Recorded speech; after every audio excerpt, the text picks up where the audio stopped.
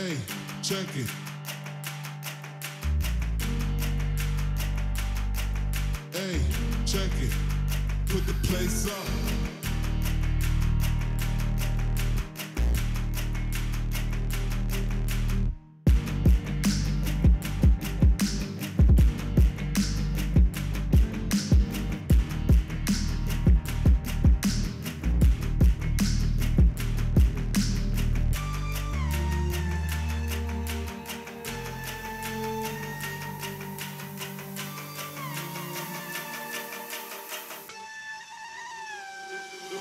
Put the place up, yeah, we know what we made of. Can't get enough of you, boo, I'm a chaser. Face up, now I feel a little major.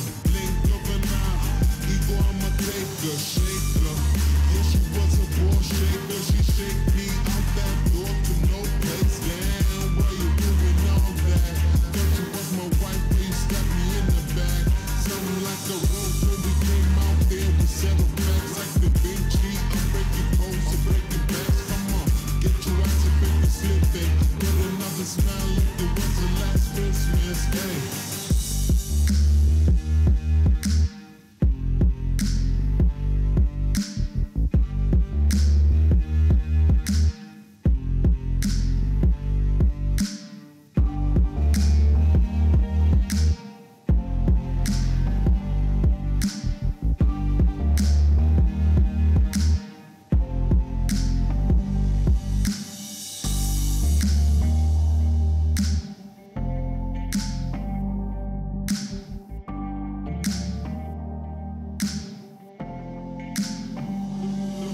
Put the place up.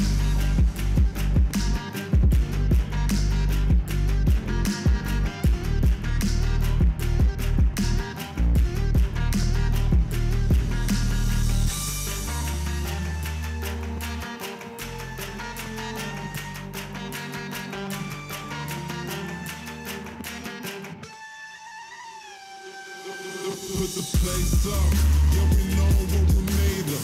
Can't get enough of you, boo, I'm a chaser. Face up, now I feel a little major. Link up and out, ego, I'm a taker. Shaker, yeah, she was a ball shaker. She shake me out that door to no place. Damn, why you doing all that? Thought you was my wife, but you stabbed me in the back.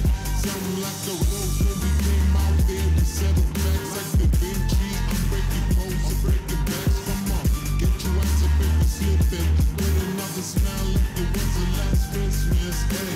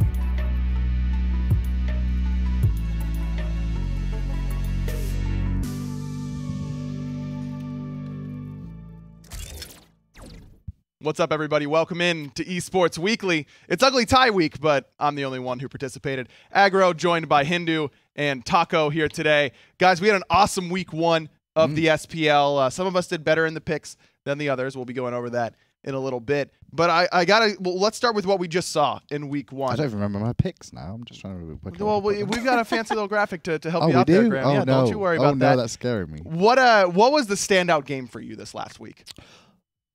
That's a rough one. I'd probably have to say the big one between Rival and Dig. Obviously, opening day, a very important set for both those two teams, specifically because they just played at the Masters LAN and then they got to face off against each other in the Pro League on the later patch. Yeah, fair enough. Taco? I was actually a pretty big fan of the Trifecta set. I think that was a really fun introduction towards this new roster. Yeah, that was fair. That's a fair point. I mean, Paul, now in the mid lane for Trifecta, he had an excellent debut, met Yankee in ADC, looked very comfortable there. For me, I think that it's not so much, it wasn't one game necessarily, but just one team that stood out to me, and that's Splice. I think that they clearly showed that this team house situation that they're in now, you know, Divio, Sino, and Cycle and Spin all playing on East Coast ping now. They showed that they've got a lot that they can really go around with, and it was Splice and Trifecta that impressed. SSG impressed as well. The one team that I'm a little bit worried about is Counter Logic Gaming. They have not looked as kind of dominant as I thought they would coming into the summer split. It's only week one, though, sure. So you can give them a bit of a benefit of the doubt of like, okay, everyone kind of scrims and has their own idea of what the meta is going to be, and until you see it in the Pro League, you're really not sure. I kind of understand what Aggro's getting at, though, because Counter Logic Gaming feels like a team that should be actively qualifying for the LANs, and I think there is a lot of name power behind this roster, but specifically, you're mostly looking towards some of the more experienced players like Curry Win, like Homie Efe, and I know that we've seen a decent amount out of Finoke as well. He's kind of just been one of those up and on the rise players, I think, and I would have to feel the same sort of concerns because I do think we've seen very clear improvement from other teams such as Trifecta and Splice, and even though it is only week one, those were also teams that we were stating should keep an eye out for in the spring split. In fairness to the CLG thing, though, like, you know, the first split, they had a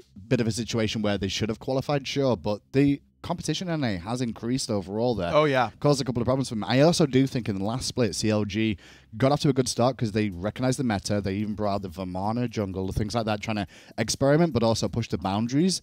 But then their direction fell off. They didn't, the meta didn't go in that direction, and they were kind of like in limbo for a little bit. And maybe they're still trying to find out what suits them with the meta changes. That's a good point. I'm excited to see what CLG is going to bring to the table during the rest of the summer split. On the European side of things, as Graham mentioned, we saw a great rematch between Rival and Dignitas. The circle continues among online play, and we'll see if it continues later on today, or later on this week, if Rival versus Energy. Yeah, that is our first game today. Look, this is going to be awesome to watch in Europe. I think that SK, with their roster change, Half Devil looked like he belonged and did okay. Didn't really, set the world on fire by any stretch. But how about Obey Alliance? They look like they've made a great turnaround just in 1 week. All right, well, we see great turnaround, but look at how their end of split happened. I mean, and that's the thing you got to think about is Obey didn't have the greatest start to a spring split. They finished pretty strong, though, in the grand scheme of things. They stopped Energy going as they went through and progressed in spring. So coming into summer, you expect them to keep that charge going and then start to make a run towards the top.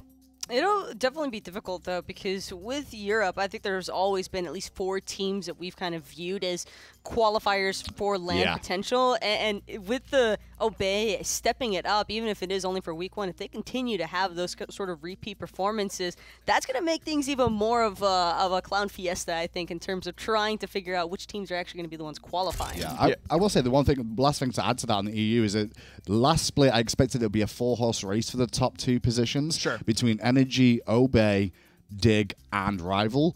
But this split is the split where it's going to be that way now. Like, we're looking at how Obey and Energy are both playing. I think that's the split we're looking for. Still think the other 2, though, unfortunately, not going to be on the same par whatsoever. Yeah, not quite there yet for the rest of the teams in Europe. As you saw in the standing graphic there, Obey Alliance actually alone in first place, the only 1-0 team right now in Europe. We're actually going to get a chance to talk to the coach, Hazer, for the interview later on, so you get to hear his thoughts on how Obey has looked so far just through week 1. How did we do through week 1, though? That's the question on everyone's mind. These are our percentages for the predictions. That's not right. Oh, I'm Hindu man, dude. I'm free FP, blah, blah, blah. I can always do it. All right, let's factor in Worlds and factor in Spring. I'm just talking week 1 of Summer Split, Hindu. Okay? That's all I'm talking about. I take 40%. A round to ramp up just like Obey, okay? Nice work. Yeah, I mean... Keeping it simple. Yeah, that's free wins for us. Maybe try and do a little bit better this time, Graham. Troll a little bit less here in your predictions. Maybe that might help you out. And I can't help it if idiotic teams that should win lose. Let's get right into our week 2 predictions. They have the better team. And as I mentioned, the first one on the schedule is going to be Rival versus Energy. That is our debut game here later on today after the SMITE console series. This is going to be incredible. Look, Rival has always beaten Energy online for at least last few years. For a while, yeah. Energy has always beaten Dignitas online. Dignitas has always beaten Rival online. So that trend has continued thus far. Will it continue here today? I think so. Even though the matchup against Obey was really interesting from Energy that we saw last week, like how Energy played, I still think Rival win this. I'm going to give it to Rival because I was uncertain, and the times where I have been uncertain about a team, particularly the ones that Rival ends up playing, Rival usually wins in those circumstances. So I think Rival are just number 1. That's the big key. I think Rival are just number 1 in Europe right now, and they should relatively... It's pretty easy to put your money on Rival to win their set. It's a safer option. Even though I'm at 40%, that's what I'm still saying. I think that's fair to say. I mean, there's a lot of talent on both sides. Agreed. It is a volatile matchup, as Taco was kind of alluding to, but I'm with you guys. I'm just siding on the side of history here. Rival has historically beaten Energy online. How weird is it for us to be saying that about 2-time world champions Energy with like how they played for 2 years, and now we're like, yeah, Rav's gonna beat him.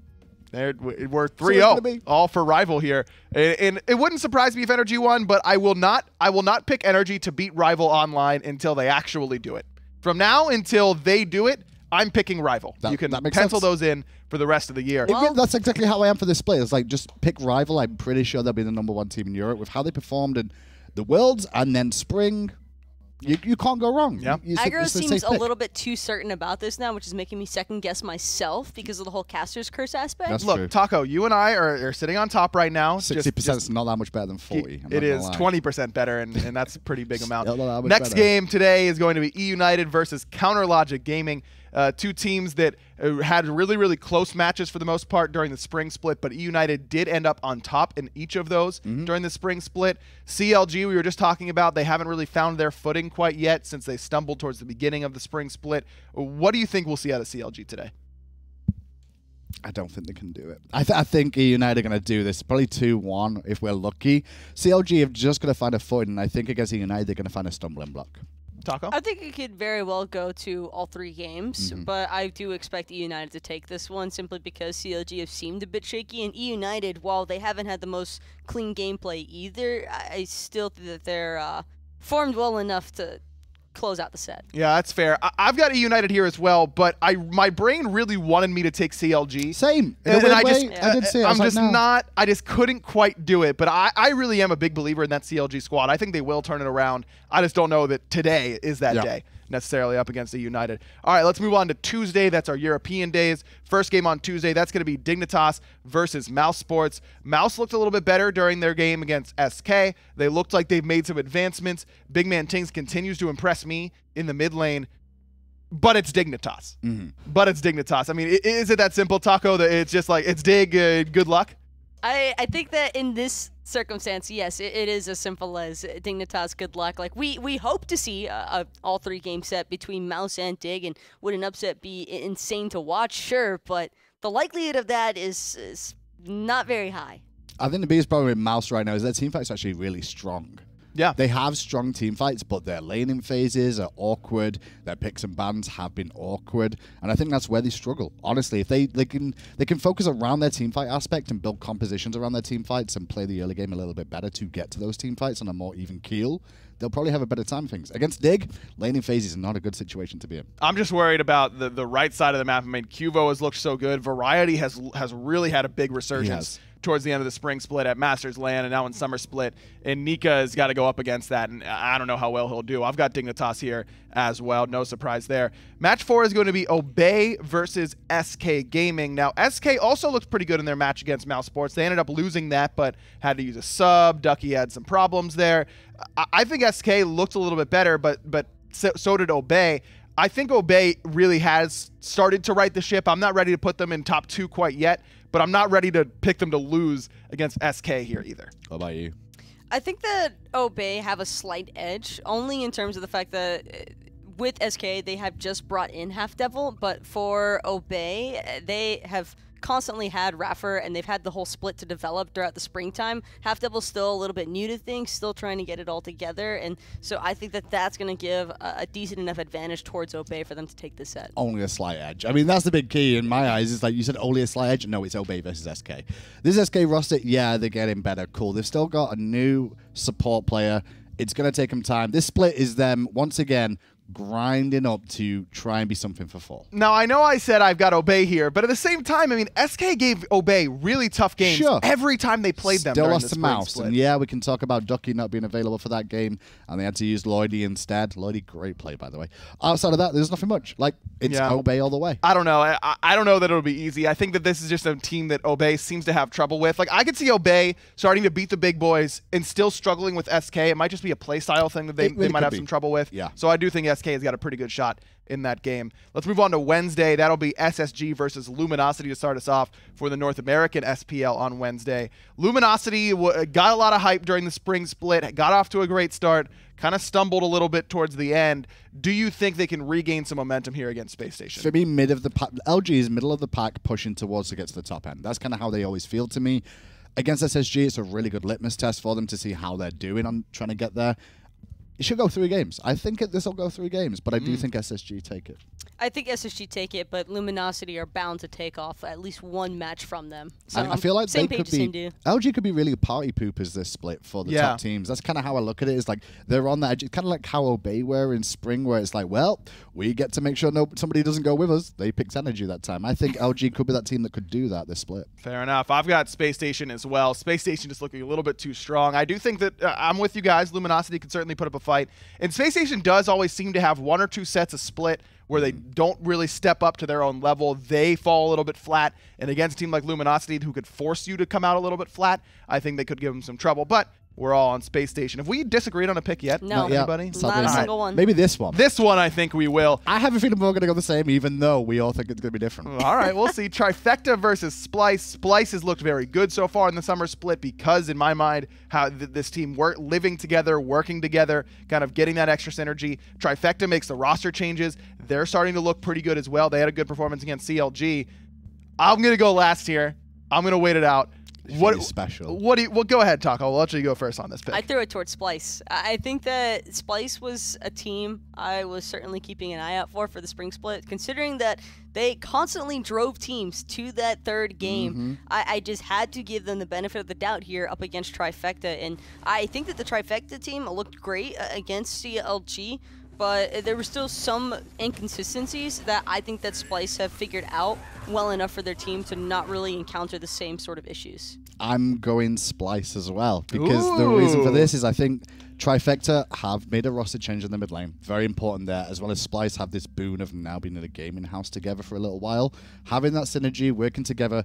West Coast players now playing on the East Coast, we factor that in, and that did show. It actually did prove a point when we saw them play in the last game. So I'm like, okay, I'm going Splice here. Well, it's time for us to deviate a little bit. I've got Trifecta. You still going Trifecta? Oh, okay. Look, I've been huge on Splice since moving into this team house. I do think that they've got a ton of potential.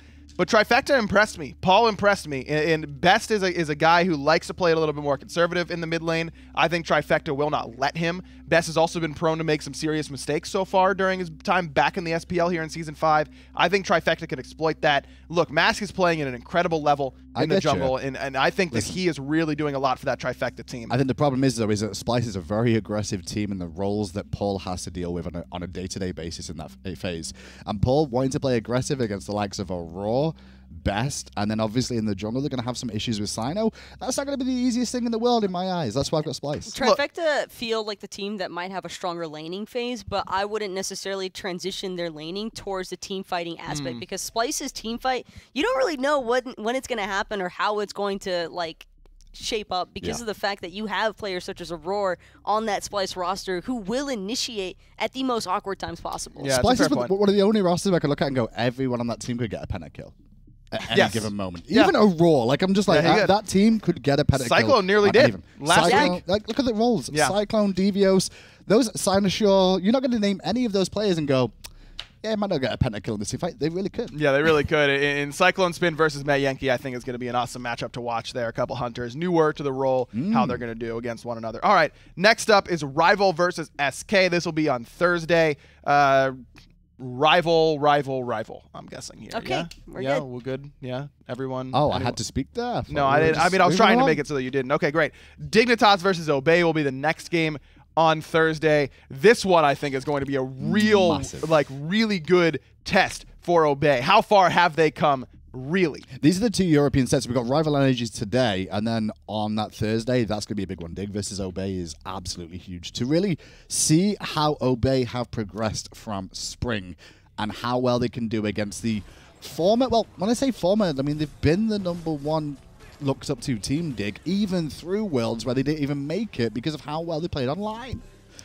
I don't know. This one's going to be super close. I went out on a limb with this one, and I actually went for Obey here, as opposed to Dignitas, and only because of the fact that they've had this weird triangle going on where it's been, Rival will lose to Dignitas, and we all know the whole shebang, but I think that this could be where Obey plays spoiler to Dignitas, and not only that, but I think this is where Obey really establishes themselves as that top 3 team that we were all expecting to get back in the spring split. That would be really fun to watch, and I think that they've got a real chance to do it. I've still got Dignitas here, but I do think that if Obey commits, if there's a team that can take advantage of a healer meta, I think it's Obey, right? Because you've got Pretty Prime in the mid lane who can play anything under the sun. You've got Zalia in the solo lane who wants to play healers all the time, whether or not they're considered good or not. I think that if Obey embraces that, and maybe just throws Dig for a little bit of a loop. That being said, Dig should be ready for and I'm healers not worried at this about point, that, right? Yeah, exactly, and that's why I'm not worried about it, because Xaylia, Cuvo knows Xaylia. They've been on the same team together for quite a considerable amount of time too. Not only with that, you've also got variety in lane against Xaylia. He's going to get bullied if he goes for those sustainers, and I think that's where we need to watch out for that and like maybe not go for that healing idea in the solo lane, because I think you could see Dignitas look to exploit that. Maybe. We'll have to wait and see. I'm really excited for that matchup. Next up on Friday, it'll be E United versus Splice. This one as well, a great test for Splice. Personally, I couldn't quite give it to him. I still think I've got E United here, but it's good. I think it'll be close. Listen, I've got him beating Trifecta, sure, but I'm not going crazy and giving him the E United victory here. No, you can't do that. E United definitely my favorites to win this.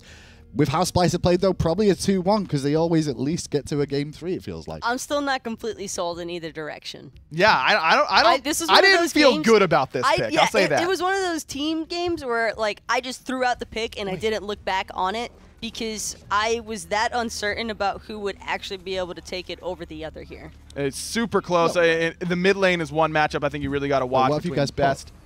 I already said I've got E United. Have you got E United, Taco? Did you go Splice? Only time will tell. The time is now. Well, the time is now. You got to say it now what do so you we mean? can get your prediction. I'm pretty sure I went Splice. Wow. Why do you not remember? You told production what you were going and now you forgot. She totally doesn't remember. Wow, we're going to throw her under the bus here. That's fair What'd enough. you say, Taco United now? picked. Splice. Nice pick, Taco. Trying to act like I don't remember what I said. Okay, yeah. You had a 50-50 shot and got a little bit lucky. It felt a lot like when I was picking it. It was a 50-50 shot. It's Monday morning. I've got to do a drug test with that pick. That's what do you mean? You can't go Splice against World Champs. No, here's the thing. I think you can. Here's the reason why I can and why I did is because of the fact that look at how E United started their spring split and the amount of sets that they lost to teams that they realistically shouldn't have. Sure. I think that Splice, this is going to be the set where E United has a lot of struggles. We talked about it where, who was it? Splice didn't win a set last Obey, split. I believe. They won one set. They won one set, but at the same time, but still. E United has been prone to overlooking opponents and not preparing, it seems like, for the lower end, and Splice, I think, could surprise them here. I think Splice is a solid chance to surprise them. I've still got E United, but not exactly sure. Taco lit. Last game of the week in the SPL, that will be Space Station up against Trifecta. Another great Friday is going to be a great game, a great day, I should say, for the North American SPL. Yeah. Two teams in Splice and Trifecta that are trying to prove that they can hang with the top two in North America. Graham does not seem particularly stoked about Splice's chances. How about Trifecta's? So really what you could say with this one, and this is kind of where the fans at home get an advantage, because I've got to do my picks now. Now, if I could have a choice, I'd choose this after watching Trifecta Splice. Right. Because if Trifecta do well against Splice, you've got a good understanding of like how well they could do against SSG. If you've got Splice beating Trifecta, you have to have SSG beating Trifecta on paper. But if you're wrong about the first one, then that's when you can go to Trifecta and go, okay, maybe they can take on SSG and find the wins. I really think that this could be a trouble game for Space Station because just like I was saying about E United, there are times where Space Station, I don't know if it's overlooking or not respecting, whatever it is. I doubt it's that, but they don't seem to come out strong against some of the lower end competition. And if they aren't ready for Trifecta, I feel like Trifecta, anytime you're in the middle or lower end of the league and you're playing one of the top dogs, you're preparing super hard, you're really into it, you've got to find that victory. And if Space Station doesn't match that intensity of Trifecta, I think they could end up losing here. I agree. This is Paul versus Baskin in my mind because Baskin, I think we all know that he has a tendency to play a little bit more aggressive. We know for a fact that Paul loves playing aggressive, so I think that Baskin could be a little prone here to getting baited against that aggressiveness by Paul because Baskin probably just wants to establish himself as like the alpha male of the mid lane. Yes. And so if that's the case, then I could very easily see Mass looking to focus solely on that mid lane and possibly even build up a decent enough lead for Trifecta to topple Space Station. Dream is Paul solos Baskin. Maybe. I mean, then look, the world explodes. Then the world explodes. I've got Space Station, but that's a great point, I think, Taco. Baskin was Superman through the spring split. Who will be his kryptonite? Maybe it's Paul. We know it's Meerkat, but that's only in the ranked scene. Like, will Paul be able to bring that into the SPL is the real question. That's your games for the SPL. Let's take a look, though, at the minor league for this week. We saw a lot of really great games in the week 1. Very nice to me, really stepped up and looked very good with their roster changes. Payne DeVion comes in alongside Maswal. Anxiety Onset looked to stumble a little bit. They started off 0-2. Do you think that Anxiety Onset has a chance to come back, or is Very Nice to me just the top dog right now in NA? Those two teams are the top dogs, I feel, over in North America for sure. I mean, Mando, Warrior, Mollusk, Crimson, those guys. Like, Crimson coming over, it's going to take a little bit of time for him to ramp anyway. Yeah. These roster changes, Anxiety Onset lost a couple of members to Very Nice to me and to the Pro League. So then there's going to be differences going on here between these two rosters. Very Nice to me looks great on paper. Anxiety Onset will have a lot of drive to try and get back up there. I can feel it. I think Anxiety Onset's a team that you look out for in the fall area, but right now, Very Nice to me, it just has a clear advantage over the other teams in the minor league. And I say that because you're looking at a roster that has so much actual SPL experience, and on top of that, just knowledge of the general scene, because they've been in the game community for quite some time here. And I think bringing back Maswal is the main thing I'm the most excited for. I think Maswal is still a player that should probably be playing in the SPL level. I do think that Maswal is SPL level talent still. On what team? That's the problem. That's the problem. No is that there's only 6 teams now, but certainly has impressed so far. Insignum on the other side for Europe, they've looked pretty solid. Continue to be the top dog in Europe. I don't think anyone is unseating Insignum anytime soon. No, I actually think who the best goes to that roster has actually helped him a little bit more because he's got a little bit of the most recent Pro League play. Sure. And then coming down there. But it's also great for who the best and Def Panther and Lasbra. I think those 3 are going to be the real backbone of Insignum and driving forward. Yeah, I'm excited to see what the rest of Europe will kind of bring against Insignum, because someone's got to try and unseat them. Good luck with that. That does it for our minor league little recap. Let's throw it over to FDOT as he goes over your top plays and the top fail from week 1. Thanks a lot, bud. That's me. It's my turn. We're gonna get into the more fun stuff. We had Caster One and all them do the the nitty gritty and their predictions. I just get to chill and watch good Smite. So that's exactly what we're gonna do. We had 3 top plays coming out of here, and the top one went to my man, the Spicy BMT. This one looks kind of easy because it was. Nobody's zoning, so that means it's all up to Mr. Thoth guy over here to just cook up his zone, and here he is. Boom! Fire Giant belongs to me now. That's it. She just fired the ultimate because no one was there to the zone. But he got Fire Giant, so good for him, right? 10 points to that guy. This one a little bit more interactive. Here we get to see Cyclone Spin just kind of play Hunter. And what I liked about this one here was, so he gets that kill and sure, it's the last hit, but this is what a Hunter does in the thick of things. Look how he's got his back against the wall. Camera angles are just nutty. And he's just sitting here just firing shots. All 3 of those kills come in the middle of the team fight. Love how he holds his own and just kind of trusts his team to do things around him, and then finishes things off with the hot quadra kill. Certainly a good look there at the end of things, but I got a special place in my heart for the junglers, and Homie Efe coming through here for number 1. And I really enjoy this play because I think it's a beginning, middle, and end. So he gets a kill almost haphazardly, teleporting himself into the team fight. Then perfect wall to block off the Mercury, doing the nitty gritty, and there he just finishes some player off before he's on his way. I think there's a couple of people out there that might say that Cyclone gets number 1, but I liked the Mercury shut off. I thought that was really, really, really fun. Those are the good things. Let's get to the bad things. Honestly, the bad thing wasn't so bad. I actually liked this one. This one coming out from our global series. My man P-Bay in the support position playing that Achilles. And he wasn't, I was going to go with chilling, but it didn't really work out. Look, this man gets a quadra kill from that support position. Check this one out. Just bang. And that's what he's going to do the whole time. His team's doing the dirty work. His team's doing the damage. He's setting players up and winding up with the execute. This is why you pick support Achilles. Look at that. Quadra kill. Here he comes. Ready for number 5. He missed. His buddy picks up number 5, so the quadra kill doesn't go there. One more time, just want to reenact, show you guys how wrong Hindu Man was. That's why we flashed that one up there. But just bringing it back to it. Hey, not yet, Finch. But just bringing it back to it. Shout outs to P-Bay. That was a lot of fun. And again, that's why you pick support Achilles. That right there. but we got to jock him a little bit for missing on the the pentakill. His team goes ahead and wins the game after that one. That was a lot of fun. Anyway, the other day I was wearing the same exact outfit, but I got a chance to sit down with Hazer and talk Smite. Let's listen to what the Obey coach had to say. Hey, what's good, Hazer? F. here. It's been a while, man. So before we get into the nitty gritty, just straight up, how you been, bud? Yeah, I've been great. Been working hard, scrimming, getting ready to face the season. Obviously, had our first game already, did pretty well. So yeah, just continue to work hard and having a good time doing Smite and nothing else.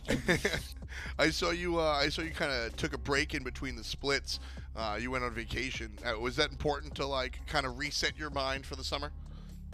Yeah, I think it was an especially big thing for me because for the last 2 years, I don't know if everybody knows this, but I was working 2 jobs, and all of my holidays from my real job as a software developer were used on going to Smite land. So I haven't really had a break in nearly 2 years. So I decided to just take a little bit of time off, go and travel a bit, visit some friends, and yeah, I came back feeling, really a lot more relaxed, a lot more recharged, and a lot happier after traveling like that. So yeah, it's definitely been a good thing for me. Yeah, that's a big deal. As a coach, you've got to have the clear mindset. And talking about you just mentioned how hard you used to work, 2 jobs on top of the Smite thing, which I don't know if the fans understand how much Smite is a full-time job when you're a professional player or coach.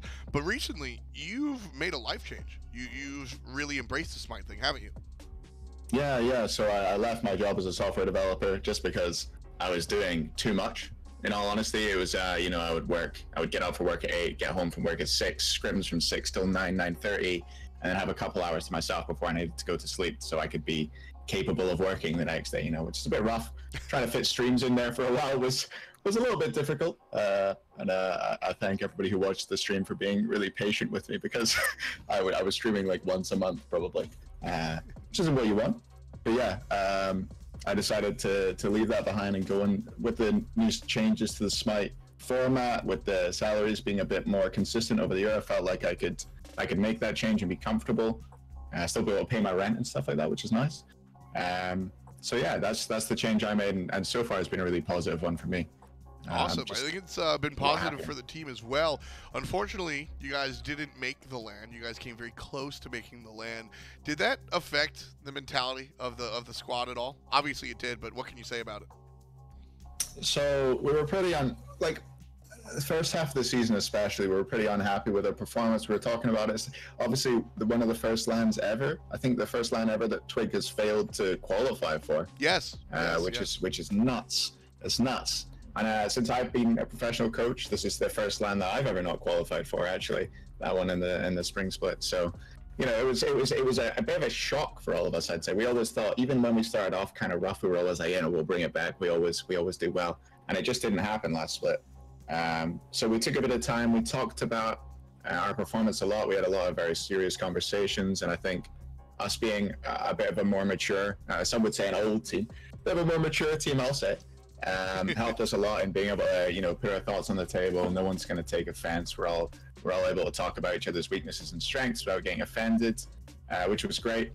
And we just talked about it, and we talked about how our goal was winning Worlds and how we needed to really step up in the next split and the fall split to get to that point where we're going to win. It isn't just going to be like flicking a switch, we needed to build our way up. And I think that's what we're doing just now. We're really building up synergy together.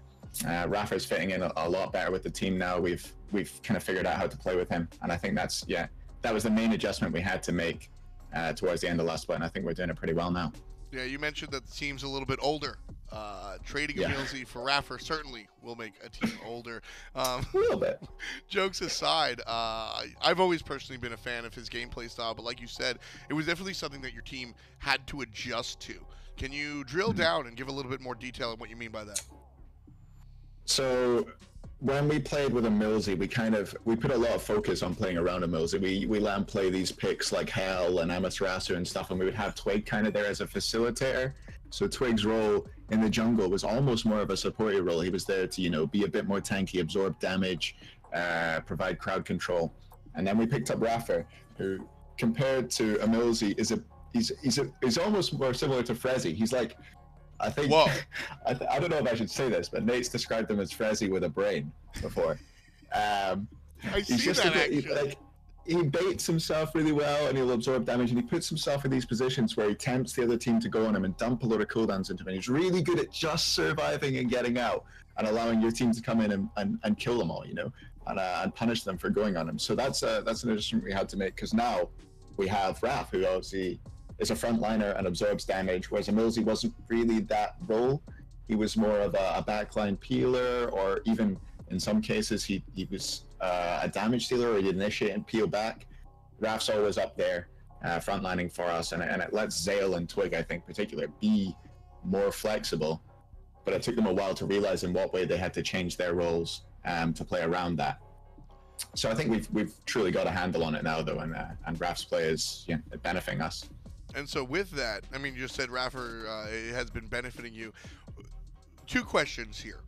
Is the new play style better? And is the team better with Raffer instead of Emilzy? Those are similar questions, but I trust you understand how they are different. Sure. So I don't think you can say one play style is inherently better than the other. I think they're going to do better in different situations and in different metas as well. So in this meta right now, I think you're much better to have a support who's going to go in and bait himself at the moment. I think that team fighting's become, every season it gets more and more complex and more important to be able to play the 5v5s better. And I think with the way Raph plays, it's definitely better for this meta. And I think our team is better with Raffer. I would probably say that whether I believed it or not, to be fair, because, you know, you're not going to say, the previous team was better. Never going to say that. But I think the key thing is we have another person who... So a lot of people describe Emilzy as a cerebral player. But in terms of drafting and contributing to team talks, I've got to say that he's a lot quieter than Raffer is. Raffer is, I think Emilzy is very concentrated on builds and stuff like that, which I think does very well. But I think Raph sometimes just has a better handle on the meta and characters he wants to pick and when he wants to pick them than Nils. And I think that benefits us a lot as well. Having a solo laner and a support who both contribute to the draft and the team's general playstyle ideas is something that I've never really had before with Zalia and Raffer. I think they're both 2 of the smartest and most vocal players in their roles, which I think when you compare that with Twig and Nate, who are already both really, really intelligent players with lots of really good ideas about the game, I think it's a really winning combination for us. Yeah, it's been a lot of fun to watch. Off the field, Raffer is certainly a personality, both off the field and, in battle. What's that like? How has your team adjusted with inviting Craig into the mix? It's not really changed much at all, to be honest. I think we have a laugh in scrims. We have a lot of laughs in scrims because of Raph, especially when we play. When we play NRG, it's a little bit of a grudge match, and there's a lot of taunting going on. It's obviously all in good fun. There's no malice there, but Raph likes to wind them up by taunting and stuff like that, and they'll do the same back to him, and it's good fun. And I don't know, just listening. I sit and listen to comms, obviously, in every scrim and in SBL and stuff like that. And it's just, I don't know, it's pretty hilarious a lot of the time, the stuff these guys get saying. And Raph, if he gets tilted, he's a funny guy. He's fun to get along with. But yeah, in all honesty, people might think that he could be abrasive maybe, or hard to get along with. I think that's all a front. He's a cuddly teddy bear, really, on the inside, and yeah, we've had no problems at all getting along with him and integrating him into the team. I think he's going to yell at you for that teddy bear comment. Yeah, I think you will. That's half the point. I think you guys have looked fantastic, and he's definitely been a nice addition to the squad. Last question before I let you go: is Obey top 2 this split? Yes. Love that answer. Love the confidence with it, man. Hazer, you've been an absolute pleasure. Best of luck to you in all your endeavors. Thank you for embracing the Smite scene as you have, and thanks for your time. Thanks very much, Tom. Peace out, bud. All right, thank you very much. Shout outs to Hazer for joining us for that interview and for putting up with FDOT for that long. It's not an easy task, let me tell you, from firsthand experience. And I know because he's sitting right next to me alongside John Finch. Hi, Tom. How are you? Good. So, community segment this week. I'm sorry, Finch. I didn't mean to skip over you. No, I don't know what. What are you doing? I don't know. Tom's on his nonsense today. There's no doubt about it. Let's go to our community segment for this week. We got something a little bit different for you. We didn't ask you anything beforehand. We're gonna get you involved right now. We've got a draft that hasn't been completed yet. Last pick is open.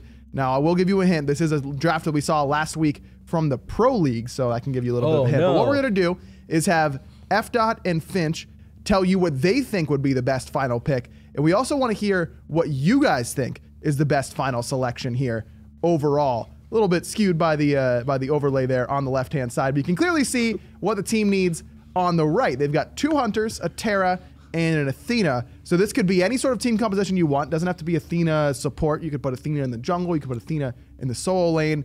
Now, we're going to let you guys vote on which of the 2 casters here you think is correct, but I also want to hear what you think is the best pick. So, Tom, if this is your first 4 picks, what is your final pick in this draft? This is an easy Ao Kuang jungle. Ao Kuang, huh? Yes. Does give you some more magical damage. You've got the double hunter, usually pretty good with the global presence. But Ao Kuang right now, he's low on pressure overall. Pressure right now, early game pressure is not completely paramount. A lot of times we see the junglers that do have the early game pressure hit speed and then cross over to the dual lane. Sure. So that's not a necessity. What happens is, especially, I'm going to put Neith in the middle lane, and you can put the Xbalanque in the long lane alongside the Athena, right? And that's, well, I guess you put the Terra. Either way, you get decent clear, so you can be safe there. Sure. The big deal here is to exploit the weakness of the Khepri. You can Ao Kuang ult through the Khepri ultimate. Sure. Neith is one of the best setups for Ao Kuang, because Ao Kuang does a really good job of burst, and then the homie gets away. Here you burst, Neith ult, execute. I really like the setup with Neith into Ao Kuang, and I like the Khepri being exploited by the Ao Kuang as well. Fair point with the Khepri. Finch, who you got in that draft? I like that draft so far. It's pretty good. I think it's going to be Athena solo, or at least that's what I would tell him to do from that draft, and then have the Neith. No in the Athena mid-lane jungle? laner. You could pick a solo laner here and have it be Athena jungle.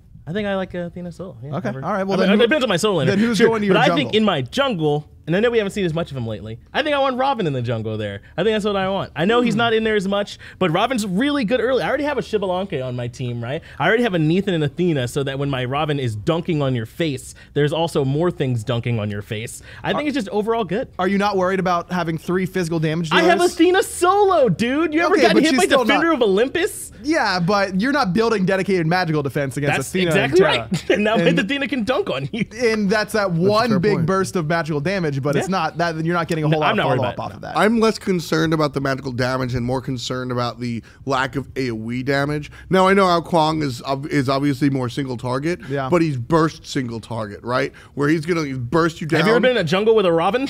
Have you ever? That's some burst Sure, damage. sure. Late game, that burst damage falls off in comparison to where the Ao Kuang is at, no? Yes, Ao Kuang would do more in the late game, but And- Robin could still 100 to 0 squishies in the late. Absolutely. I think you're looking at 2 characters that are both not really optimized for full team fights, but I think Ao Kuang team fights a little bit better depending on the way that the team fight goes, especially when you combine it with an Athena. So go ahead and get your votes in right now if you think Ao Kuang for FDOT is a better pick or Robin for Finch. Finch, what were you about to say? Yeah, I was originally wanting Daji with this composition because I love Daji. I think she's criminally underpicked. But like everybody on the enemy team, I think has CC immune ultimates in that situation. You're almost you're almost getting no Daji value there. So when I couldn't get my Daji, which I really wanted, Serket banned already. 51%. Wow, 51%. 2% are big fans of Florida, from what I understand here. But that should be Finch. That should be going my way. FDOT being Florida Department of Transportation is the joke there. If you guys weren't clued in, Just use I am shocked exclamation though. point. Who is FDOT? I am shocked though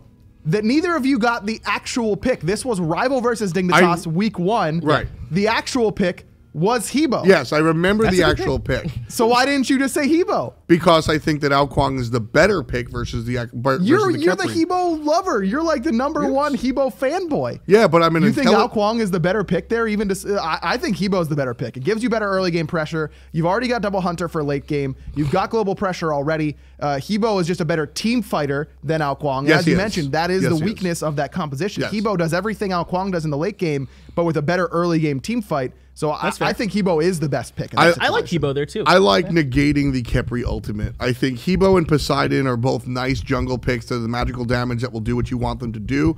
I think Hebo, Ao Kuang, and Poseidon jungle, all jokes aside, serious face now, I think those 3 are the picks right there. All 3 bring you the magical damage, which I don't think is the biggest deal in the world, but if you can fix it, you can. Hebo and Poseidon bring the early game pressure and can do it and bring the burst. And I think Poseidon is actually the best team fighter out of all 3. Yes. But I'm erring on the, like, if Poseidon is the team fighter, Hebo's pretty decent, Ao Kuang's the least team fight prowess, but that Khepri ultimate can be, you can lose a game off of a strong Khepri ultimate, and you've got power, but if that Khepri ultimate does the right thing, you just effing lose. So I really, really lean on that execute versus the Khepri. I think that's very powerful. Fair point. All right, let's move on to the meta discussion. Overall, healing has been the talk of the town for the first week of the summer split. It started happening at Masters Land and kind of evolved from there. Now we're seeing the Guan Yus, the Aphrodites, even a lot of Chang'e solo. Yeah. So my question to you guys is, how do you play around the healer meta? What do you expect teams to be doing? What is bad against healers? What are we going to see develop in the Pro League? Well, I think we saw double healer lose like maybe once or twice, and the one time it lost, it was like 23 minutes, if not sooner, like 21 minutes. You just got to get up in their face early, so you need to be drafting high pressure, recognize they're going for double healers early. Obviously, then you want some anti-heal and some anti-heal gods. Like if you can get Odin, then you want Odin, right? But if not, the idea is to stop them before they get to the point where they're sustaining through the fights by blowing them up. So I would just draft pressure everywhere. You aren't worried about, with Aphrodite specifically, if you're drafting pressure usually via burst damage in the early game. Sure. Afro ult negates or mobility, that. yes. Yeah, is that a problem, Tom? So I'm glad you brought up Afro, because I think that there are, we accidentally wound up at this healer meta, if you will. When Aphrodite was being picked often, I maintained that it was less about the healing and more about the burst damage, and I maintained that thought process. I maintained that viewpoint, because she only heals one individual. Finch can do his thing. She heals one individual and she's got the ultimate, but it's really about back off damage combined with Soul Reaver, right? That's really what she does. Do I need to read the Undying Love tooltip to you? Do I need to explain what that ability does? Do I need to tell you what you can heal, and you can switch in time to heal someone else? It doesn't have to be one. Aphrodite's very good as a healer and to survive big burst damage. This is a ridiculous argument you're in. She also does good damage, yes. Her healing scales at 90%. It's like absurdly good. Yeah, it's really good. This is a ludicrous argument you're taking here. Just saying. Tom, please continue. I'm sorry. Pick up the pieces of your life. Aphrodite traditionally does well when she's healing like a hyper carry. If you pair her up with like a Kali or a Nemesis or a late game hunter like a Shibalanke, that's where her healing side is going to come out. But when you pair her up with an assassin, that's where her damage side comes out. And that's what we saw at first. Now, then we saw the Ra pickup, and again, less about the healing, more about just a loose cannon on the ultimate, and the fact that the first ability is also very silly. But after those being picked repeatedly, then people started to fall back on the true meaning of those characters, which was the healing that brought us to the healing meta, and that's how we got here, almost accidentally. When you're dealing with an Aphrodite specifically, if she's the only healer on the battlefield, I'm with Finch. Just go with the burst damage. Who really cares? She's gonna ultimate once, and that'll negate one nonsense. Don't crack it into it. It's really that simple. Fight around it and then kill her. Now, if it's a whole team composition, that's where you got to itemize and draft differently. One word answer here. Is the healing meta a fad, or is it the best possible comp right now? So it's tough to give me one word. Yeah, fad or no fad? Fad from both of our analysts here on the Casual Set. Thank you guys for joining us here for the community segment. Next up, every week, our resident meme master Joe gets his hands on some sort of video. Take a look at this week's.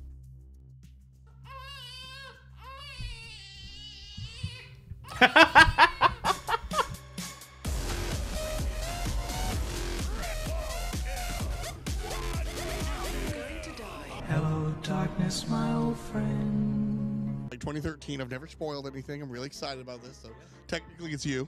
This is a big spoil. This is no data mining. No one's seen this anywhere. It's like the earliest we've ever announced a god. So I don't know. Should we go ahead and say it? Are we ready? Is it time? Yeah, just go for it, man. All right. So coming later this year will be Queen of the Gods. This isn't usually a red carpet show, but I gotta ask, who are you wearing? Myself. I'm a furry, clearly. Okay. Please, no! No! Get absolutely crushed. You fool. You complete fool. You tried to predict a Mouse Sports comp. Oh, man. Wait, Tom, before you talk, take this napkin to wipe the egg off your face. I am the one, the way your son don't need a gun to get respect. Oh, it's good stuff. You never try and predict a Mouse Sports comp. Everyone knows that. Everybody. You know what else everyone knows? The SMITE Console League has been amazing to watch so far, and I think that the teams to watch is getting bigger and bigger each week, and that's what's really exciting. It used to be Astro Authority just dominated the NA scene, Rival dominated the EU scene, and Elevate was there with NA, but you knew it was going to be one of those two winning each week.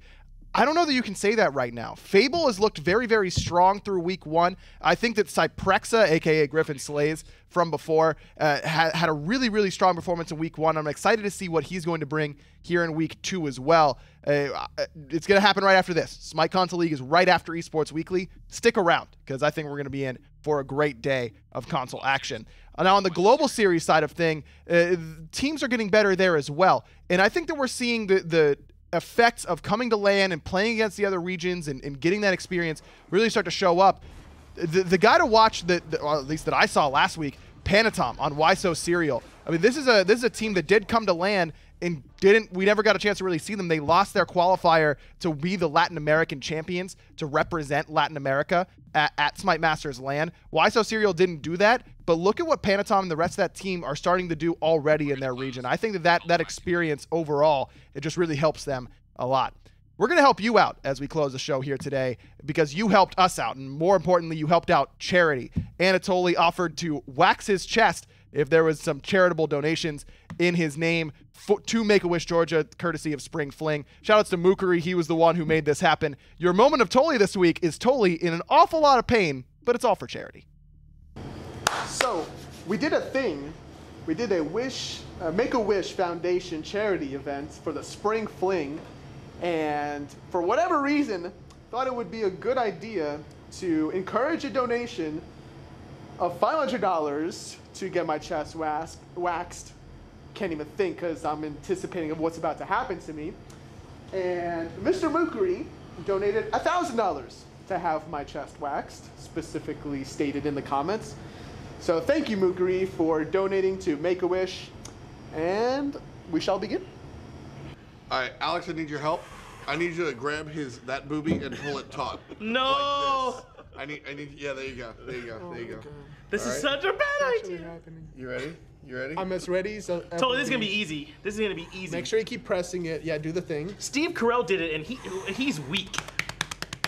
You're way stronger than Steve Carell. All right, I'm ready for this. All right, you ready? Yeah, I'm ready. Nice and slow, right? No! No! Anything but slow. Slow or fast? Fast as fuck. All right. 10. No, just fucking do it. I don't want to even think about it. 15. 14. I fucking hate you.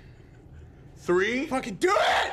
3. Do it! 2. Ah! What's the issue? 1. Do it, Tom! You jerk! Just do it! Oh, totally no! Oh, man. Oh, no. Can I... Okay. That was not super fast. You know what? It got stuck. Pull from yeah, here. that's what I got to Pull from double. here. I got a double hand. I got a better technique this time. Oh my god. You know, I got a massage from Here, let me. 230. yeah. No. You want I to? regret it immediately. You want in on this? I regret it immediately. All right, you ready? I'm ready. Do it fast! Ah!